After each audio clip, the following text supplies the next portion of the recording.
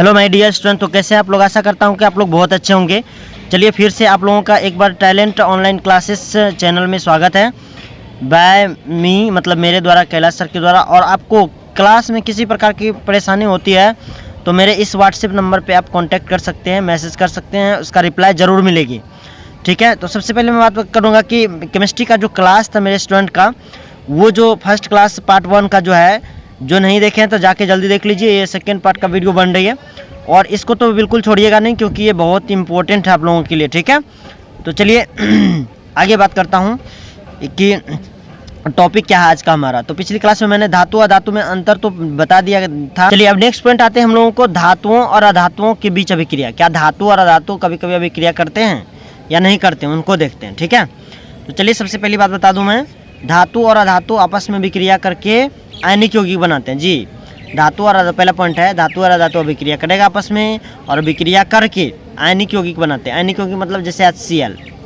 ठीक है, उसके बाद जैसे NaCl हो गया, अभी बताऊंगा मैं कि आयनिक यौगिक कैसे बनाता है। ठीक है, तो चलिए दूसरा पॉइंट क्या है, अधातु और अधातु आपस में अभिक्रिया करके स्वसंयोजक यौगिक बनाते हैं। जब अधातु अधातु के साथ अभिक्रिया करेगा तो आपस में कौन सा यौगिक बनाएगा? स्वसंयोजक यौगिक। याद रखिएगा, BBI में पूछ सकता है ऑब्जेक्टिव में कि स्वसंयोजक यौगिक किसके किसके बीच बनता है? धातु अधातु, धातु अधातु, धातु धातु, अधातु अधातु। ठीक है, याद रखिएगा।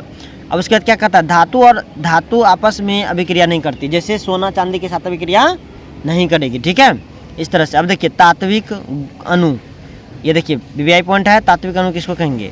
कहता कि सदृश परमाणुओं से बने अणु को तात्विक अणु कहते हैं। सदृश मतलब कि जो परमाणु स्वतंत्र अवस्था में, जिस अवस्था में पाया जाएगा, जैसे ऑक्सीजन को हम O नहीं लिखते हैं, क्या लिखते हैं? O2। ऑक्सीजन को क्या लिखते हैं? ऑक्सीजन को O2 लिखते हैं। नाइट्रोजन को क्या लिखते हैं? N3 लिखते हैं, N2 लिखते हैं। उसके बाद हाइड्रोजन को H2 लिखते हैं। तो ये हो गया इसका जो सदृश रूप है। सदृश मतलब दिखने वाला जो होता है, ठीक है, स्पष्ट रूप। तो वो उससे जो बने जो अणु होते हैं उसको कहते हैं कौन सा अणु? सदृश परमाणु से बने अणु, मतलब तात्विक अणु। इस सदृश परमाणुओं से बने अणु को तात्विक अणु कहते हैं, जैसे H2, O2, Cl2, O3, P4, asset ETC में आ गया। ठीक है,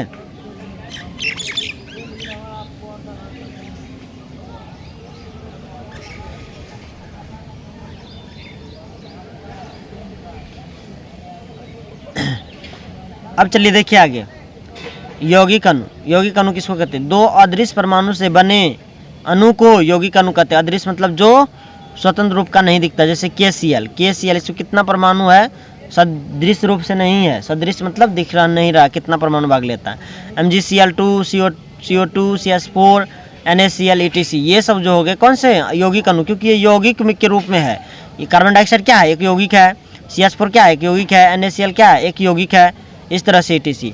अब देखिए स्टार में फिर है, वैसे तत्व जिसके परमाणु के बाह्यतम कक्षा में 8 इलेक्ट्रॉन से कम होता है तो वे अपने इलेक्ट्रॉनिक विन्यास को अस्थायी बनाने के लिए अन्य परमाणु से अभिक्रिया करते हैं। मतलब कि ये समझ लीजिए, कोई परमाणु के बाह्यतम कक्षा में अगर कम इलेक्ट्रॉन होगा, जैसे कम मतलब कि 8 से कम होगा, तो वही जो है किसी भी अन्य परमाणु के साथ अभिक्रिया करती है या करेगी। कोई दिक्कत? अन्य किसी के साथ नहीं करेगी। इसी तरह से होता है उत्कृष्ट गैस का नाम सुने होंगे।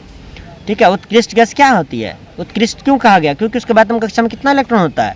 8 इलेक्ट्रॉन होता है, और वो कभी भी क्रिया कर ही नहीं सकती है। ठीक है, तो कहता है वैसे तत्व जिसके परमाणु के बाह्यतम कक्षा में 8 से कम इलेक्ट्रॉन होता है तो वे इलेक्ट्रॉनिक विन्यास की स्थायी बनाने के लिए, इलेक्ट्रॉनिक विन्यास को स्थायी तभी बना सकते हैं जब उसके बाह्यतम कक्षा में 8 इलेक्ट्रॉन होगा। तो 8 इलेक्ट्रॉन लेने के लिए क्या करेगा? अभिक्रिया किसी न किसी अन्य तत्व के साथ या परमाणु के साथ करना होगा। अब VBI में आ जाता है, इसको देखिए VBI टॉपिक को, कि अष्टक नियम। इसको बढ़िया से एक्सप्लेनेशन के साथ समझिएगा, अस्थिर होकर समझिए। इस नियम के अनुसार कोई भी तत्व के परमाणु अपने बाह्यतम कक्षा में 8 इलेक्ट्रॉन पूरा करना चाहता है, उसके बाद उत्कृष्ट गैस की भांति व्यवहार करती है। इसे ही अष्टक नियम कहते हैं। देखिए कोई भी तत्व है, ठीक है, कोई भी तत्व या कोई भी परमाणु है, अपने बाह्यतम कक्षा में जो है वो कम से कम कितना इलेक्ट्रॉन पूरा करना चाहेगा? 8 इलेक्ट्रॉन। अभी जो मैंने बताया कितना इलेक्ट्रॉन? 8 इलेक्ट्रॉन। यहाँ देख सकते हैं 8 इलेक्ट्रॉन पूरा करना चाहता है। जैसे मान लीजिए हम परमाणु है, हमारे अंदर अगर मान के चलिए 5 है, 3 नहीं है, तो 3 हम छटपट्टी रहेगा, ठीक है, 3 छटपट्टी रहेगा कि हम किसी तरह 3 को अपनी कक्षा में भर लें, ठीक है, 3 भर जाएगा, फिर हम निश्चिंत हो जाएंगे, ठीक है। तो कोई भी परमाणु जो है अपने बाह्यतम कक्षा में 8 इलेक्ट्रॉन पूरा करने के लिए ही अभिक्रिया करती है, जैसे NaCl। अब देखिए Cl के पास 7 ठो है, Cl के पास कै ठो है, 7 ठो। यहाँ देखिए क्लोरीन के पास कै गो इलेक्ट्रॉन है, कै गो परमाणु है, 7 ठो हो गया, 4 6 7 ठो हो गया। हाइड्रोजन के पास कै गो, एगो, तो ये बेचारा इसे लेकर पूरा कर लिया, और ये बेचारा जो है इसे 7वां 8वां। अब देखिए ये बन गया HCl। अब जो है ये हाइड्रोक्लोरिक अम्ल कभी भी अभिक्रिया में भाग नहीं लेगा। हाँ, तभी ले सकता है जब इसको तोड़ना होगा, अपघटन कराना होगा, तभी ले सकता है, उनसे पहले नहीं जाएगा, ठीक है, समझ आई बात। चलिए अब आगे देखते हैं। अष्टक नियम हो गया पूरा हमारे। जैसे कि अब देखिए यहाँ पे बताया गया है, जैसे Cl है, बढ़िया समझाएगा, प्लस H2 है, HCl बन गया, क्योंकि क्लोरीन हाइड्रोजन के साथ बनता है, HCl बनाता है। देखिए एक्सप्लेनेशन में भी मैंने बताया और यहाँ भी देखिए बताया, अष्टक पूरा हो गया। क्यों? क्योंकि क्लोरीन के बाह्यतम कक्षा में पहले कितना इलेक्ट्रॉन था, 1 2 3 4 5 6 7, ठीक है। अब देखिए अब गिनिए इसका, 1 2 3 4 5 6 7 और 8 हो गया। यहाँ से गिनती शुरू किए थे, अब गिन के देख लीजिए वीडियो को रोक करके।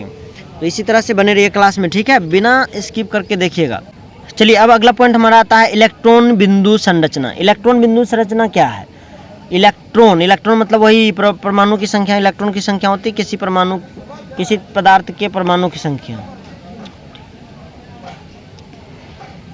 अब देखिए इलेक्ट्रॉन बिंदु संरचना क्या होता है, जब किसी तत्व के परमाणु के बाह्यतम कक्षा में उपस्थित इलेक्ट्रॉन को बिंदु डॉट द्वारा, ये देखिए डॉट है, इसको इंग्लिश में क्या कहते हैं, डॉट कहते हैं। क्या कहते हैं? डॉट। तो ये डॉट के द्वारा दर्शाया जाता है, तो उसे ही इलेक्ट्रॉन बिंदु संरचना कहते हैं। जैसे देखिए सोडियम के बाह्यतम कक्षा में कितना इलेक्ट्रॉन होता है, 1। अब यही 1 इलेक्ट्रॉन को जो है सोडियम के ऊपर एक बिंदा से दर्शाएंगे। इसी तरह से देखिए मैग्नीशियम का बाह्यतम कक्षा में कितना इलेक्ट्रॉन, 2। इसी को बाह्यतम कक्षा के इलेक्ट्रॉन, बाह्यतम कक्षा में उपस्थित इलेक्ट्रॉन को जब बिंदु के द्वारा दर्शाया जाता है, ये बिंदु जो है, तो उसी को कहते हैं इलेक्ट्रॉन बिंदु। मतलब क्या हो, इलेक्ट्रॉन को बिंदु के रूप में दर्शाना उसी परमाणु के ऊपर, उसी तत्व के ऊपर, तो इलेक्ट्रॉन बिंदु संरचना हो जाएगा। ये संरचना बन गया। कार्बन में 4 इलेक्ट्रॉन होता है, तो ये देखिए 4 है ना। नाइट्रोजन में 5 होता है, तो 3 2 कितना हो गया, 5। ऑक्सीजन में 6 होता है, 2 2 4 2 6, देखिए है। इस तरह से ETC चलते रहेंगे, कोई दिक्कत। अब देखिए कुछ आयनों की इलेक्ट्रॉन, अब आयनों की इलेक्ट्रॉन बिंदु संरचना को कैसे दर्शाएंगे। बहुत बच्चे कहेंगे सर परमाणु का तो दर्शा देंगे, लेकिन आयन का इलेक्ट्रॉन बिंदु संरचना कैसे दर्शाएंगे। तो चलिए बने रहिए क्लास में, बिंदास होकर रहिए और बढ़िया से पढ़िए, कभी दिक्कत नहीं होगी क्लास में। जैसे देखिए क्लोरीन माइनस की हम दिखाएंगे इलेक्ट्रॉन बिंदु संरचना, किसकी, Cl माइनस की। ये तो आयन है, आप लोग क्या जानते हैं, ये सभी क्या है, ये सब है भैया आयन। क्या है, आयन है। अब देखिए यहाँ पे क्लोरीन माइनस आ गया, तो माइनस मतलब क्या हो गया, क्लोरीन पे 7 इलेक्ट्रॉन होता है। अगर Cl माइनस हो गया तो इस पर कितना इलेक्ट्रॉन हो गया, 1 ठो आ गया, तो कितना हो जाएगा, 2 2 4 2 6 6 2 8 पूरा हो गया। अभी इसी 8 को दर्शाएंगे कैसे, देखिए यहाँ पे देखिए यहाँ पे 1 2 3 4 5 6 7 8, ये जो क्लोरीन के चारों ओर जो आप 8 इलेक्ट्रॉन गिनती करके देख लीजिए, 8 को जो दर्शाए हैं, 1 ठो लेके 8 पूरा लिया। अब इस पे जो आयन का चिन्ह जो था वही लगाएंगे, बड़ी कोष्ठक में लग के लगा देंगे, तो आयन का इलेक्ट्रॉन बिंदु संरचना हो जाएगा। याद रख लीजिए आयन का इलेक्ट्रॉन बिंदु संरचना ऐसे लिखते हैं, क्लोरीन आयन में इतना इलेक्ट्रॉन बिंदु संरचना होगा। अब ऑक्सीजन की बात करें, ऑक्सीजन 2 माइनस है, मतलब 2 ठो में लिया होगा। पहले ऑक्सीजन के बातों के समय कितना इलेक्ट्रॉन होता था, 6, 2 ले लिया, कितना हो जाएगा, 8। यहाँ देखिए 1 2 3 4 5 6 7 1 8 पुट गया। अब देखिए इसको दर्शा देंगे, ठीक है, और उसके बाद जो इस पे जो आयन है उसको बड़ी कोष्ठ लगा के आयन रख देंगे, ये हो गया ऑक्साइड आयन। उसके बाद इसी तरह सल्फर का होता है, सल्फर का जयगो होगा, 6 गो होता है, 2 टो लिया, 6 2 8 हो गया, सल्फाइड आयन हो गया। नाइट्रोजन का 5 गो होता है, 3 ठो इलेक्ट्रॉन लेना होगा, 3 माइनस लगा हुआ, 3 ठो इलेक्ट्रॉन भर देंगे, 8 पूरा कर देंगे। 1 2 3 4 5 2 6 6 2 8, देखिए 3 माइनस लगा दिए, ये हो गया नाइट्राइड आयन। तो आयन का इलेक्ट्रॉन बिंदु संरचना इस तरह से करते हैं, कोई दिक्कत। अब चलिए आयन क्या है बात कर लेते हैं। आयन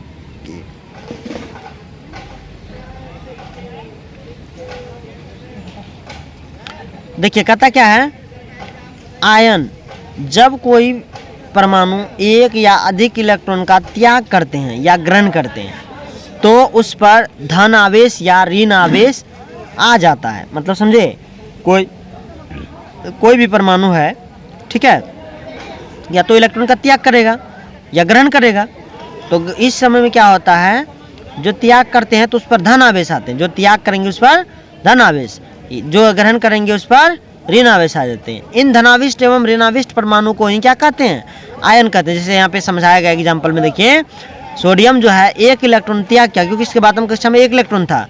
त्याग मतलब घटाना, दे रहा है किसी को, घटाना, ये नहीं समझिएगा कि माइनस है तो प्लस कैसे हो गया। और सोडियम एक ठो दे दिया तो एक ठो प्लस पॉइंट है उसका, कभी भी ले सकता है उससे। जैसे मान के चलिए हमें 1 रुपया आपको दे दिए, तो ये मेरा प्लस रुपया है, आपसे हम यहाँ से यहाँ पे ले सकते हैं, तो धनाविष्ट परमाणु हो गया। अब क्लोरीन देखिए एक ठो लेता है क्योंकि इस पर निगेटिव चार्ज होता है, ठीक है। तो इस तरह से देखिए क्या हो जाएगा, क्लोरीन एक ठो लिया तो माइनस हो गया, ऋणाविष्ट परमाणु हो गया। तो इस तरह से अब देखिए यहाँ पे आयन तो 2 प्रकार का हो गया, आयन का जिक्र तो नहीं किए, लेकिन आयन 2 प्रकार, देखिए आयन तो 2 प्रकार के होते हैं लेकिन उसका जिक्र नहीं किया गया। तो आप लोग समझ लीजिए, 9th क्लास में पढ़ाए थे, धन आयन, इसको कैटायन बोलते हैं। अब देखिए धनाविष्ट परमाणु को धनायन कहते हैं, जो धन वाला था। धनाविष्ट मतलब क्या, धनात्मक। जैसे Na एक ठो दे दिया तो Na प्लस बनाया, सी कैल्शियम 2 ठो इलेक्ट्रॉन त्याग करके 2 प्लस बना लिया, मैग्नीशियम 2 ठो दे करके 2 प्लस बनाया, एल्युमिनियम 3 ठो इलेक्ट्रॉन त्याग करके 3 प्लस बना लिया। ये सब को क्या कहेंगे भैया, धन आयन कहेंगे। क्या कहेंगे, धन आयन। अब चलिए नेक्स्ट,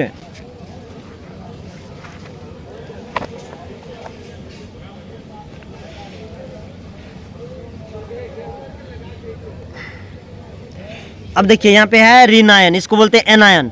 ऋणाविष्ट परमाणु को ऋणायन कहते हैं। जैसे क्लोरीन एक ठो ले लिया, प्लस मतलब क्या, लेना, प्लस मतलब देना नहीं, ले रहा है, तो ये ले लिया तो निगेटिव चार्ज आ जाएगा। ब्रोमीन एक ठो लेता है तो Br माइनस, फ्लोरीन एक ठो लेता है तो F माइनस, नियोन एक ठो लेता है तो नियोन 3 ठो लेता है, सॉरी नाइट्रोजन 3 ठो लेता है तो क्या हो गया, 3 माइनस, ऑक्सीजन 2 ठो लेता है तो 2 माइनस हो गया, ठीक है। ये सब क्या है भैया, ऋणायन है। अब धनायन की विशेषता क्या सब होती है, चलिए इसको देखते हैं थोड़ा सा।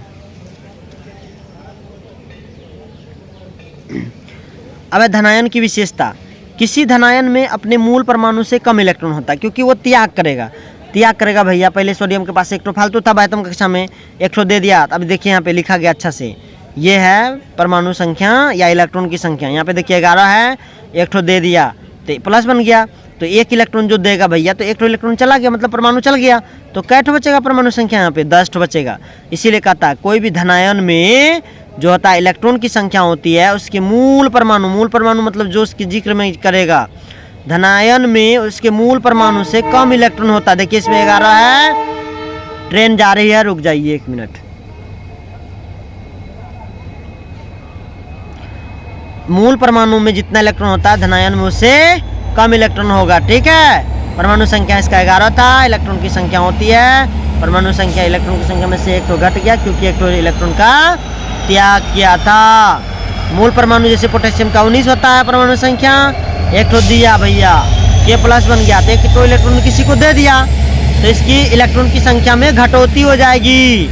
यहाँ पे एक तो इलेक्ट्रॉन घट जाएगा, 18 तो बच गया। यहाँ पे इलेक्ट्रॉन की संख्या 19, यहाँ पे इलेक्ट्रॉन की संख्या 18। इसी तरह से चलिए मैग्नीशियम को दिखाते हैं। मैग्नीशियम 2 इलेक्ट्रॉन दे के 2 प्लस बना लिया, मैग्नीशियम का परमाणु संख्या 12, इसीलिए इसका इलेक्ट्रॉन की संख्या भी 12। 2 ठो त्याग कर दिया तो 2 ठो इलेक्ट्रॉन घट जाएगा इसका, क्योंकि दिया है। त्यागना मतलब क्या, आप जो किसी चीज़ कोई चीज़ त्यागते हैं, दान करते हैं तो दे देते हैं ना, आपके पास से हट जाता है वो, ठीक है। अब इधर 12 इलेक्ट्रॉन हो गया, इधर 10 इलेक्ट्रॉन हो गया। अब देखिए अगला पॉइंट इसका दूसरा में, धनायन पर धन आवेश रहता है। कोई भी कहेगा धनायन पर कौन आवेश रहेगा, धन आवेश, याद रखिएगा, Na plus, K plus, Cf2 plus, Al3 plus, etc, ठीक है।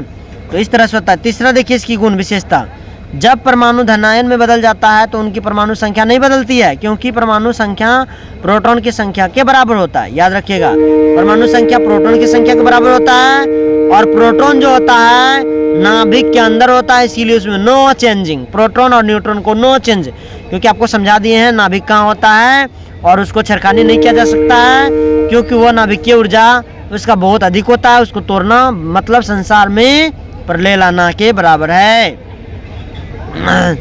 अब देखिए यहाँ पे सोडियम एक इलेक्ट्रॉन दिया, Na+ बनाया, प्रोटॉन की संख्या 11, प्रोटॉन की संख्या 11 क्योंकि वो बदलता नहीं है, नाभिक में बैठा हुआ रहता है।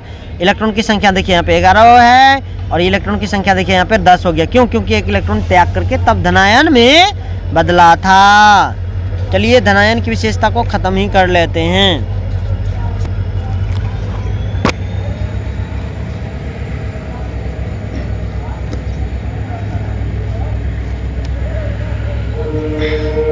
अब चौथा नंबर देखिए क्या कहता है, किसी भी धनायन का इलेक्ट्रॉनिक विन्यास उसके निकटतम उत्कृष्ट गैस के समान होता है जी। जैसे पोटेशियम K+ का इलेक्ट्रॉनिक विन्यास क्या हो जाएगा 288, क्योंकि एक तो जो फालतू इलेक्ट्रॉन था वो घट गया, 288 एक होता, ठीक है, एक तो हट गया, 288 इसके निकटवर्ती जो उत्कृष्ट गैस है वो गैस है आर्गन। आर्गन गैस आपको बता दें निष्क्रिय गैस है, इसीलिए इसको विद्युत बल्ब में डाला जाता है। मतलब इलेक्ट्रिक बल्ब सब जो है, ट्यूब सब, उसमें आर्गन गैस डाली जाती है ताकि उसका फिलामेंट यानी तंतु जो है किसी भी पदार्थ से मतलब वायु से अभिक्रिया करके झड़ेगा नहीं, जंग नहीं लगेगा। अब है धनायन का आकार उसके मूल परमाणु के आकार से छोटा होता है। यहाँ छोटा हो गया, यहाँ पे हो जाएगा छोटा, छोटा होता है। जैसे सोडियम और सोडियम+ है। अब बताइए दोनों में से कौन बड़ा होगा? ये बड़ा होगा। क्यों? क्योंकि इसमें इलेक्ट्रॉन की संख्या घट गई है, इसमें नहीं घटेगी, ठीक है, इसीलिए बड़ा होगा। इसी तरह से कैल्शियम का हो गया, कैल्शियम बड़ा होगा, कैल्शियम 2+ छोटा होगा। देखिए सिंबल भी दिया गया, बड़ा इधर है, छोटा इधर है। अब धातु के परमाणु से धनायन बनते हैं, जैसे Na+, K+, Mg2+, Ca2+, Ba2+, ठीक है, Al3+, ये सब धनायन। धातु के परमाणु से धनायन, ये सब धातु है, धातु के परमाणु से हमेशा क्या बनेगा?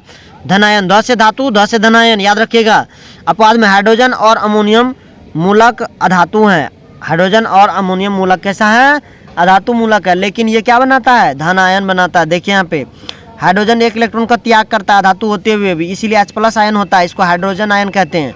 और NH4 अभी तुरंत बताए थे अमोनियम होता है, इसका जो है एक इलेक्ट्रॉन त्याग करके NH4+ बनाता है, सॉरी NH4 है, अमोनियम आयन बनाता है। ठीक है, तो रहने दीजिए, फिर करेंगे नेक्स्ट पार्ट में वीडियो का। जय हिंद, वंदे मातरम। आप लोग चैनल को सब्सक्राइब कर दीजिएगा, बेल आइकन को प्रेस कर दीजिएगा ताकि आपके पास सबसे पहले वीडियो पहुंचते रहेंगे। जय हिंद, वंदे मातरम।